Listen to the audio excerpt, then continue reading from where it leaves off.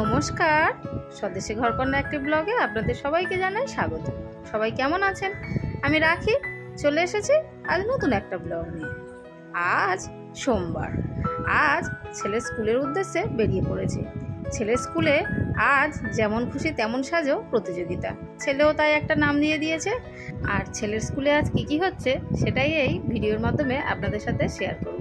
ভিডিওগুলো হয়তো অনেক দেরিতে দিচ্ছি, কারণ ছেলে তো এখন হোস্টেলে চলে গেছে। তবুও এই যে ভিডিওগুলো করা ছিল, এটা তো ছোটোবেলার স্মৃতি, তাই ভিডিওগুলো আস্তে আস্তে আমি দিয়ে দিচ্ছি। এই যে ছেলের স্কুলে এসে গেছি, এটাই হলো ছেলের স্কুলের গেট। এই যে ছেলের স্কুলের নাম হলো রামকৃষ্ণ মিশন আশ্রম শিশু বিদ্যাপীঠ। চলুন, স্কুলের মধ্যে এসে গেছি। এবার কে কেমন সেজেছে সেটাই আপনাদেরকে একটু দেখিয়ে দিই। এই যে ছেলেরই ক্লাসমেট সব বসে আছে, বিভিন্ন জন সেজেছে। এই যে দেখুন কত সুন্দর লাগছে সবাইকে। সব বাচ্চাদের আজকের ভীষণ মজা, কারণ স্কুলের স্যার ম্যামেরা আজকের কোনো পড়াশোনার কথা বলবে না, সবাই শুধু আনন্দ করবে। এই যে প্রতিযোগিতা শুরু হয়ে গেছে। এরা দুজনে সেজেছে গাছ লাগান প্রাণ বাঁচান। আপনি কোথাকার রিপোর্টার? কোন চ্যানেলের রিপোর্টার আপনি? আমি সৌভাগ্য চ্যানেলের রিপোর্টার। ঠিক আছে, বল তবু বল দেখি কেন সেজেছিস। Doctor B.R.. আম্বেদকর অনেক প্রতিভা ও বিশাল মানুষ ছিলেন। তিনি ছিলেন একজন রাজনীতিবিদ, আইনজ্ঞ, অর্থনীতিবিদ এবং সংস্কার। Doctor B.R..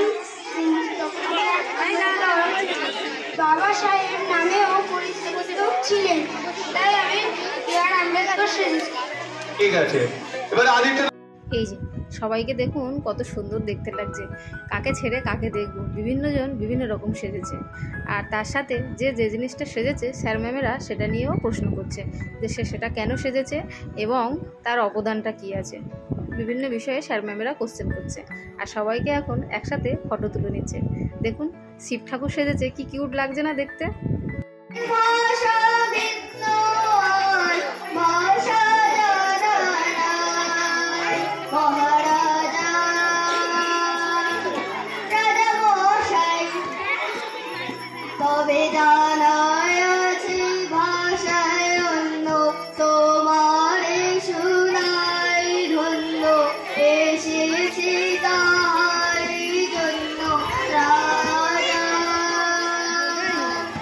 বন্ধুরা, এখানে প্রত্যেক বাচ্চারা বিভিন্ন রকমের সেজেছে। এই যে একটা বাচ্চা সামনে যাচ্ছে, ও লজেন্স বিক্রেতা সেজেছে।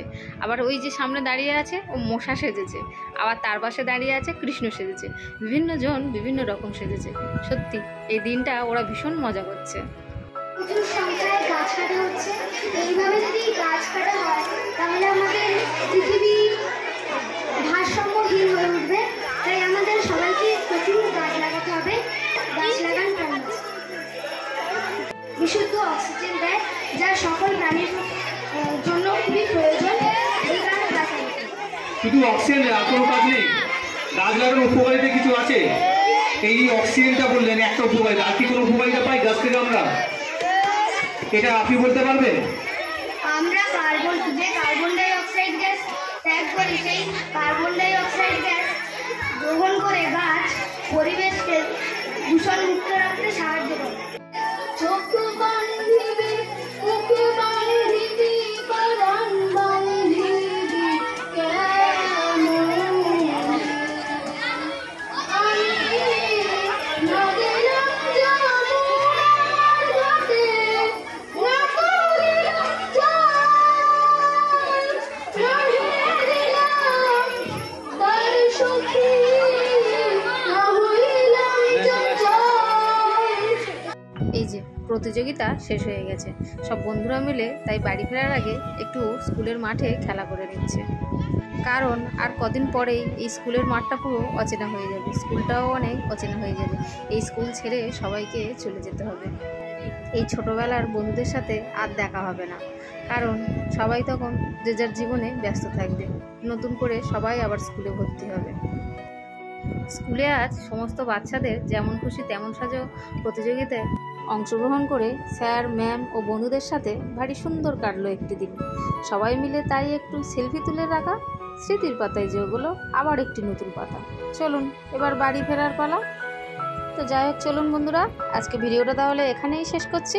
সবাই ভালো থাকবেন, সুস্থ থাকবেন, সাবধানে থাকবেন। আর আজকের ব্লগটা কেমন লাগলো সেটা আমাকে অবশ্যই কমেন্টে জানাবেন। আর ভালো লাগলে একটা লাইক করে দেবেন। দেখা হবে খুবই শিগগিরই পরের একটা ব্লগে। টাটা বন্ধুরা।